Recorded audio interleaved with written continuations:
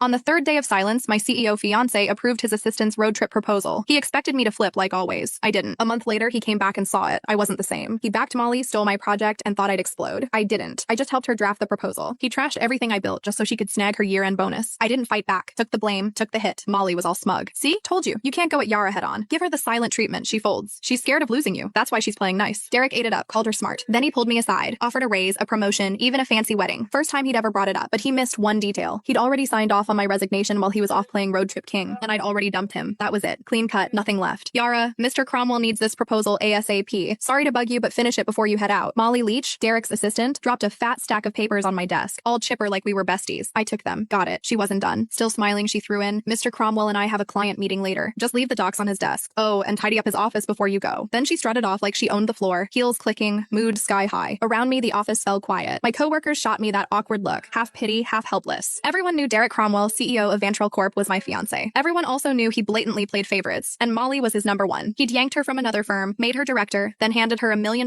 project I'd busted 2 months bringing in and prepping. When I pushed back, he called a team vote thinking everyone would back him. Wrong. The whole team voted for me, except him. Molly got 1 vote, his. He lost it, accused me of stirring up cliques, didn't just take the project away, he demoted me in front of everyone and slashed the salaries of the people who'd backed me. Nobody dared speak up. Later, he apologized, said didn't want it to look like favoritism, claimed Molly might feel left out. I used to believe that crap. Now, it's a joke. Molly couldn't even keep up with our interns. Didn't want it to look like favoritism. Please. He was straight up playing favorites. Everyone saw it but him. I heard footsteps upstairs and looked up. Derek. He showed up at the stairwell, glanced my way, then walked out without saying a word, changed into some casual suit. Even from here, I caught that cedar cologne. He never used to wear cologne. That one? Molly's gift. Yeah, he knew exactly what he was doing. He'd been pulling this kind of stuff for years. It started after I found their goodnight texts. Couldn't stay quiet. I confronted him. Derek said I was being petty. Then, like it proved some point, he used it as an excuse to make it official and moved Molly to work directly under him. The more upset I got, the harder he leaned in, dragging her to every social event, serving her food, even wiping her mouth at company dinners. When we fought, he'd ice me out. When I apologized, he'd round up his buddies to lecture me like I was some jealous mess. For a while, I actually blamed myself. Thought maybe I wasn't generous enough. Thought maybe that's why we ended up here. But on day 3 of one of his silent treatments, when I was too sick to even sit up and he still packed his bags for a trip with Molly, I gave up. That's when it hit me. He wasn't trying to be noble. He just used my pettiness as a shield so he could keep doing what he wanted without feeling guilty. Even if I hadn't caught those late night chats, he would have just found another excuse to be with her. After their latest business trip, they were still grabbing dinner, drinks, playing tennis, same routine. But something between them had changed. I could feel it. Not that it mattered. 5 years together, and it was done. This whole mess had dragged on long enough. I was the last one in the office, finishing up the proposal. Checked my phone. Molly had been busy posting. Candlelit dinner at some fancy spot. 2 plates of steak. Derek, all polished and perfect, cutting hers for her. Caption: steak cut by the CEO himself. It has to taste better. The comments were full of heart emojis and fangirling. A few clueless people even asked when the wedding was. Derek replied with 3 dots. Molly followed up with a cheeky emoji. No clarification, just like always. But